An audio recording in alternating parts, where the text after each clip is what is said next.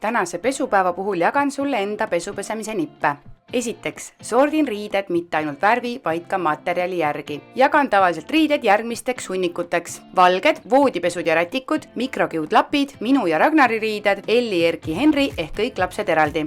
Teiseks, teen pleki eemaldust enne masinpesu. See annab suurema tõenäosuse, et ma ka päriselt plekkidest lahti saan. Kolmandaks, doseerin pesuainet õigesti. Loogika, mida rohkem seda parem, pesupesemisel ei kehti. Neljandaks, tegelen pesude ärapanemisega kohe pärast nende kuivamast võtmist. Viiendaks, kaasan pesumajandusse terve pere. Näiteks meie peres tegelevad ka pere väiksemad iseenda pesude pesemisega algusest lõpuni. Kuuendaks ja ilmselt üheks peamiseks nipiks on see, et hooldan ja puhastan enda pesumasinat tihti, sest pesu saab puhtaks vaid puhtas masinas. Ja masinad vajavad puhastamist, nad ei puhastu iseenesest. Võta ka ise mingi minu nipp kasutusele ja muuda pesumajandusega tegelemine meeldivaks kodutööks.